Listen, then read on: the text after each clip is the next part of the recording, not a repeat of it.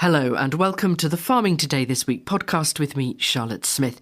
In this episode, as wildfire season begins, we hear from a farmer recovering after a moorland blaze last year. It's new life, isn't it? It's renewing, so everything seems to be going pretty well. And as the UK's bioethanol plant reopens with government help, we ask what that means for farmers. We are very keen to support the local farmers, and we do our best to make sure we take a fair amount, if not a majority of our grains from local supplies. More on that later. Let's start, though, with the fields of golden yellow that you may have noticed glinting in the sunshine earlier this week. It's oilseed rape, grown to produce cooking oil, and this year you'll be seeing a bit more of it. Why? Well, to explain, Howard Shannon went to see Duncan Farrington, who grows, presses and bottles his own rapeseed oil on the Bedfordshire-Northamptonshire border. What started out as a small farm diversification to help a medium-sized family farm to generate extra income has grown beyond all measures. We're 21 years old now as a business, so we only now produce about 10% of our rapeseed needs. So we buy the rest in from other farmers around the area. But on our farm, we've got about 40 hectares of rapeseed this year. How are you feeling about the market this next growing year? We just carry on, and the rape has now had all of its fertiliser for this year. If we were buying fertiliser today, it wouldn't be so healthy, and this is because what's going on in the Middle East. So the price of fertiliser is skyrocketing, as is the price of diesel and other inputs. But by the time we start looking at next year's crop from August onwards, hopefully, fingers crossed, things have eased off a bit and the price hopefully will have come down again. Well, Duncan and I are joined by farm manager Stuart Taberner. Stuart, is rapeseed a tough crop to grow? I wouldn't say it's an easy crop to grow. We direct drill pretty much everything, so we need a shorter window of time to actually get the crops established. And with the dry last year, the rain did come at just the right time for this. I mean, we planted our rape just after the August bank holiday, and it's come really well, and it has grown really well all through the winter. Now, Stuart, we're on the edge of a field now looking at your crop. Visually, to me, it looks very healthy. It's very vibrant. It's very yellow. The plants are about 80 centimetres tall, maybe, or 60 centimetres tall. They seem to be doing well. Are you happy with how it's coming together this year? Yeah, I'm very happy with how it's growing this year. I've been saying to Duncan all spring that I'm a bit of a loss because I've never actually grown rape that's looked this good this time of year, because it's normally been taken out by the flea beetle or the pigeon. So I'm really, really hopeful for a good harvest. Now, Duncan, do you know how many other farmers are growing rape? How big is the market in the UK for it? Well, last year, 2024-2025, was the lowest rape crop in the UK for about 40 years. Because of, as Stuart says, the flea beetle issue was a real challenge for growers to, spend their money and effort trying to get a crop established and see it all eaten away. And then if it wasn't the flea beetle, the pigeons were eating it. So a lot of people went away from growing rapeseed.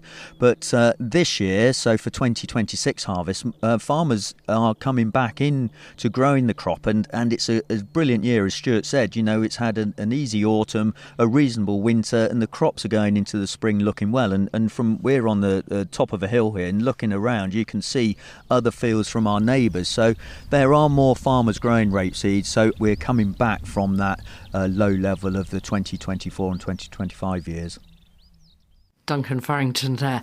Well, as he said, that oilseed rape was planted last year, but all this week on our sister programme, Farming Today, we've been talking about spring planting, finding out about the crops currently being drilled, ready for harvest later in the year.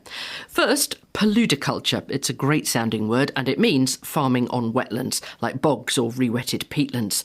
The UK's peatlands store more than 3 billion tonnes of carbon, and keeping peat wet locks it in the earth, so it's not lost back to the atmosphere, contributing to global warming.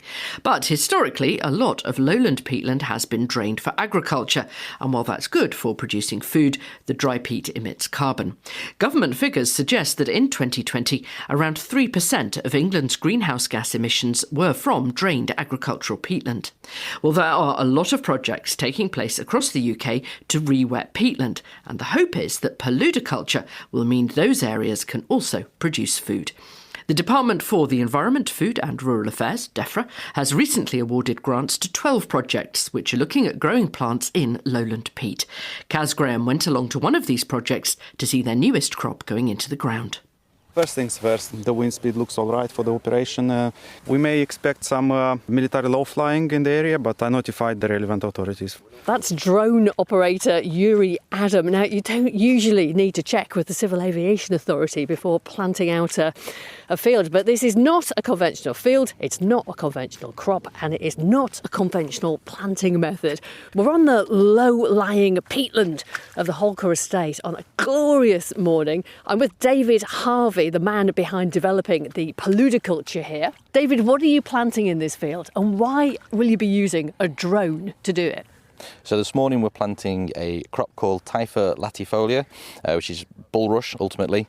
We are using a drone because, as you'll notice and see from the field, it is flooded. We are up to our ankles in water, aren't we, actually, and mud.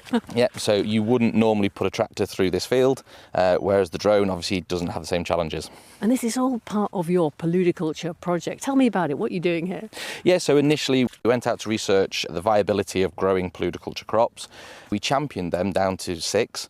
We have taken Typha forward and would like to plant that as a trial crop to see if we can grow that on our farm. And explain exactly what Typha is.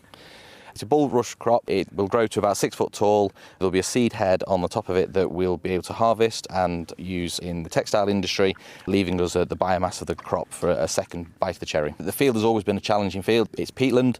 We have grown arable crops on it in the past. The estate is looking to see if there's a better use for the field. Well, we are waiting for Yuri to get his drone set up so that he can start the planting process. The drone has been brought along by Austin Shepherd from Ponder. And Ponder is a company that creates textiles from fibres that come from regenerative farming practices, things like paludiculture. And this crop is going to come to you when it's finished, these huge bulrushes, yeah? Absolutely, yeah. We take the seed heads and we turn it into insulation for garments in the fashion industry. What kinds of things? All sorts. The gilet I'm wearing today through to more experimental pieces that will end up on the catwalk. Everything, really. And here we are, we're standing in 6 inches of water. How on earth do you harvest this crop? Well, that's been a challenge for us, but thankfully with working with various partners, we've developed something we call the Frog, as a low-impact harvester with a 4-metre header on it that's got less ground pressure than a human foot, raises up 1.5 metres and only takes the seed head in a very uninvasive way. So it's ready to go, guys. Wow, this drone, it's probably about 3 foot off the ground. It's got 4 big kind of like helicopter blades, so it spans an area of about 6-8 foot, something like that. And it's got a white plastic hopper underneath, and that will be where the seed pellets will drop out.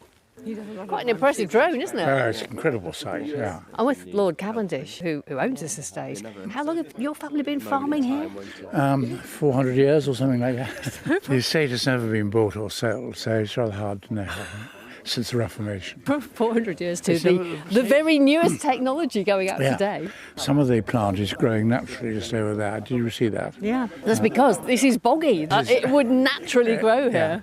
And also I think we probably can control the water table up to a bit if there was a drought, because all this land is protected by sluices from the incoming tide. Because we're practically on Morecambe Bay here. Yeah, we are, yeah. Okay, ladies and gentlemen, we are going to proceed with our operation.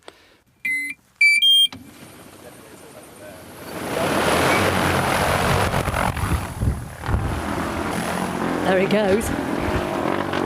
Up into the sky. David, really exciting morning for you. What are your hopes for this experimental crop here? Yeah, well, we're hoping that it establishes really well, we get a really good crop growing, and then hopefully we can grow more of it. Do you think other people might be tempted to give it a go round here on this sort of boggy ground near the estuary?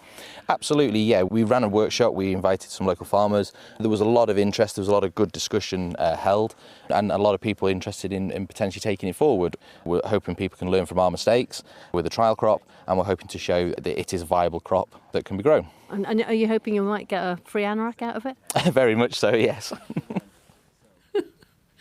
David Harvey there with Caz Graham. For the more mainstream crops, things like spring barley, it is a bit of a different picture, with the wet winter still affecting planting and, of course, the impact of higher fuel and fertiliser prices because of the conflict in the Middle East. So, overall, how's it looking? Anthony Spate is the Senior Cereals and Oilseed Analyst for the Agriculture and Horticulture Development Board. Despite the very wet winter that we've had, winter barley, winter oats, winter oilseed rape, the majority of that is well, it's all in the ground and it's all looking spectacular, dare I say.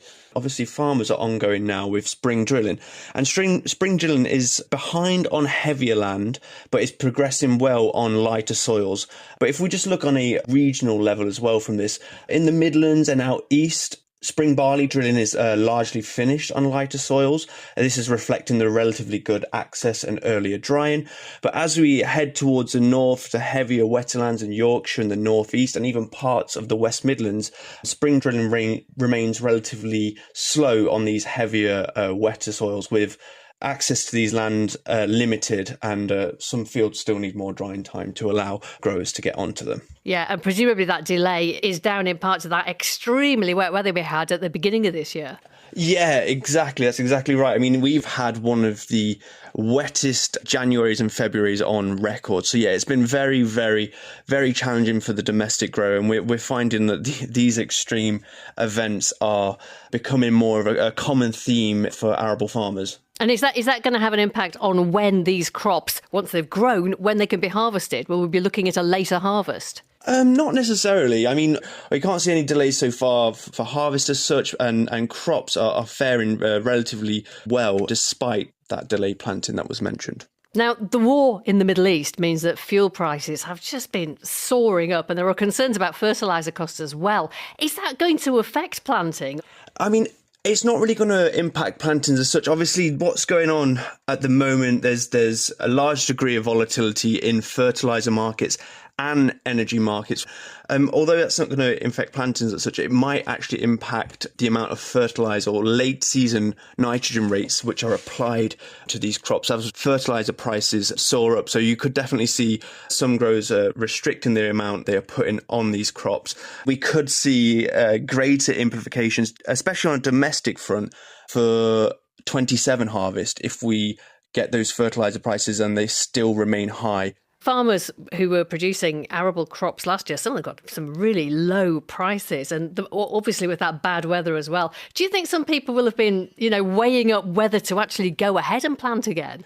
The UK is not a price maker. We're unfortunately a price taker to these global markets. And the global grain market, for the most part, is still very, very well supplied, with supply for this marketing year for grains actually outstripping demand. So is it worth planting? I mean, have you seen farmers taking that into consideration and deciding not to plant cereals, maybe to do something else instead? What we've seen actually in our early bird survey, which was published in November, we've actually seen a slight uptick in winter wheat, and we've seen a slight reduction actually in spring plantings.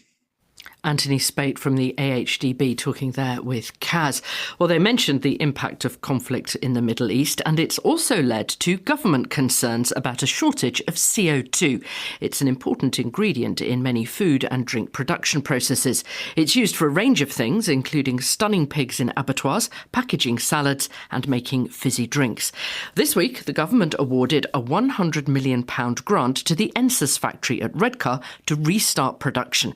As you may remember, remember, the plant was mothballed last year after the trade deal with the USA removed tariffs on American bioethanol and so made domestic production uneconomic.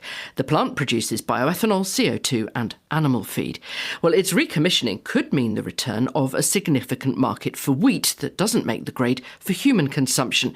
But the National Farmers Union are concerned that the £100 million investment from government is not conditional on Ensus using British wheat.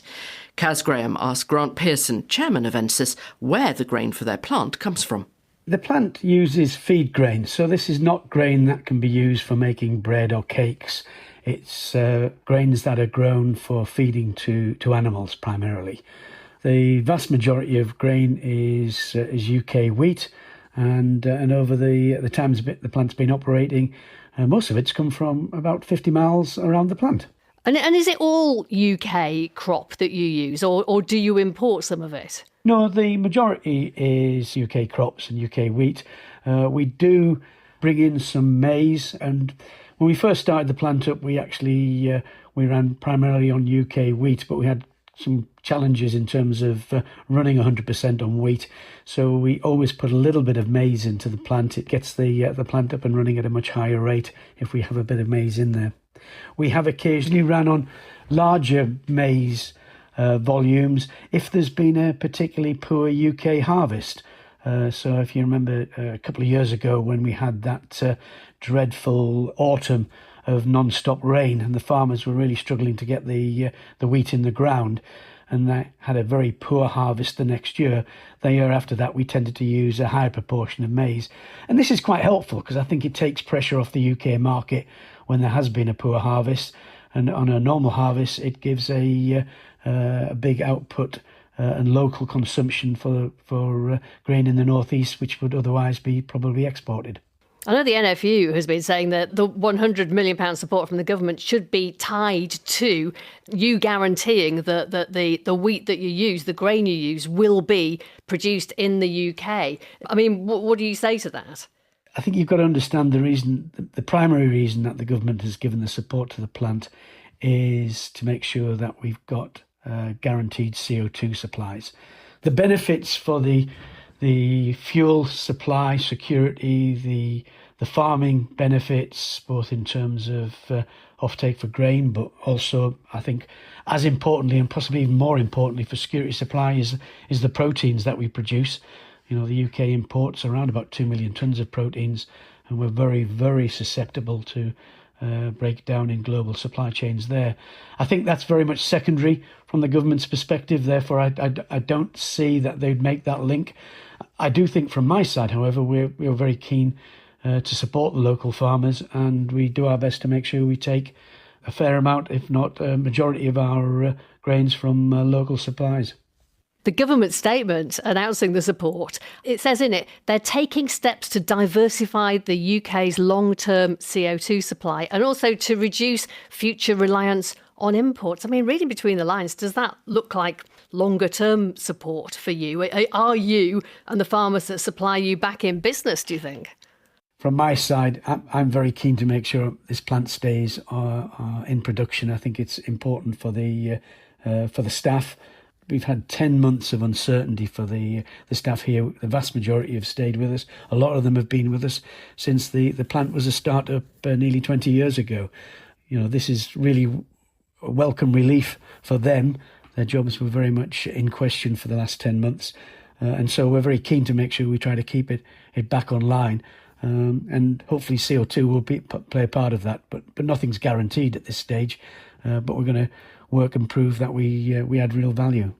Grant Pearson, chairman of Ensus there.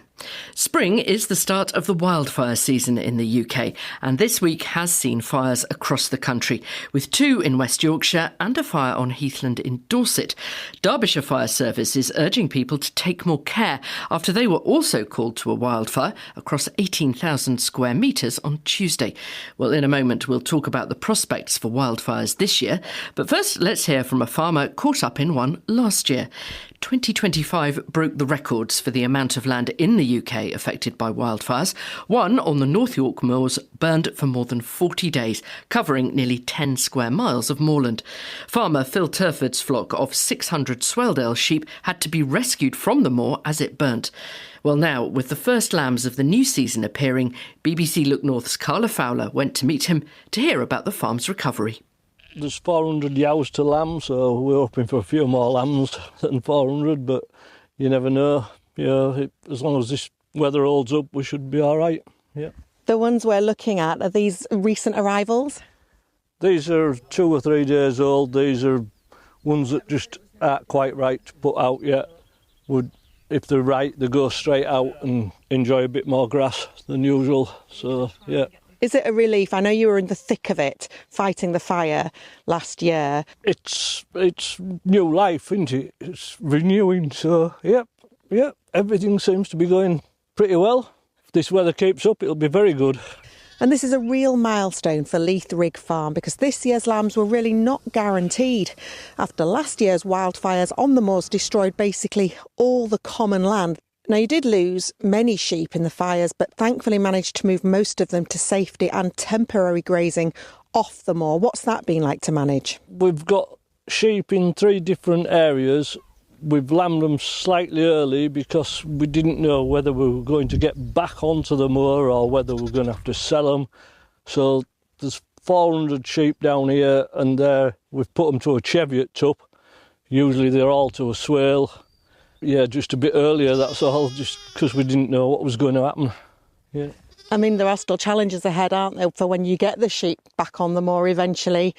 Well, they'll have to get used to eating roughage again, hopefully it'll come back. Some of it won't come back for like maybe 10, 15 years, but there will be quite a bit come back pretty soon. We did burn 300 acre roughly. Hopefully that'll come back this year. Farmer Phil Turford in North Yorkshire there with a lamb. Dr Matthew Jones from the University of East Anglia leads a group researching wildfires across the globe. He explained to me why the risk of them is so high in the spring. April is traditionally the month with the most burned area in the UK. It comes as a surprise to many people. Many people think, it must be in the summertime that we see more of these fires happening across our country. The reason for this is actually because over the previous summer, we get a lot of vegetation growing up.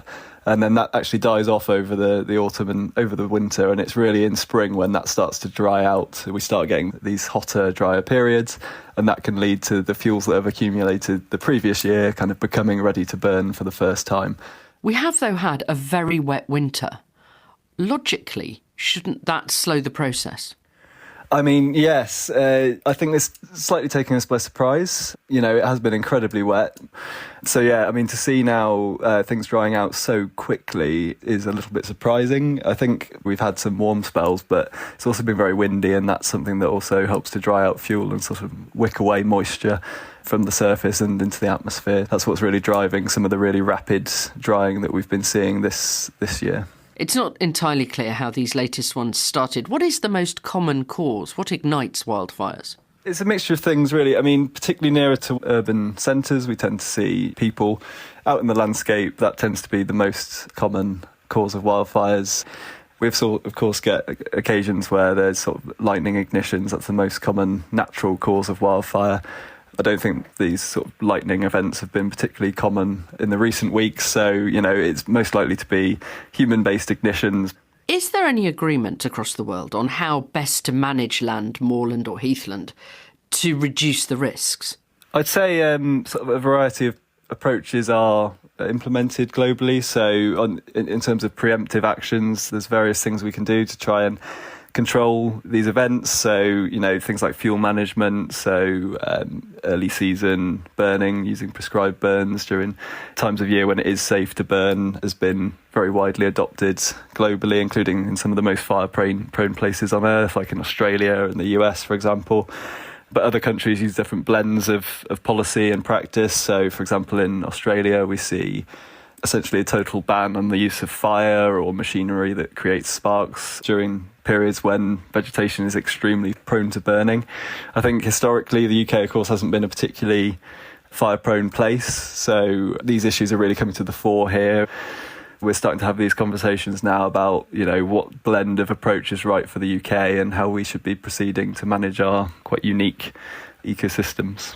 And there are some very basic disagreements on how that should happen, aren't there? Whether you should burn, where you should burn, whether you should graze, how much you should graze. Yeah, as with many things, the truth's often in the middle somewhere, and actually a blend of different approaches that is tailored to the landscape you're working on, really taking into account the type of vegetation, the type of fuels that you're dealing with. Also relying on the expertise and learned knowledge that landowners and land managers have built up over generations often. We have to work together as one to find the right solution where probably some mixture of approaches tailored to the environment, really implemented in a sensible, structured way.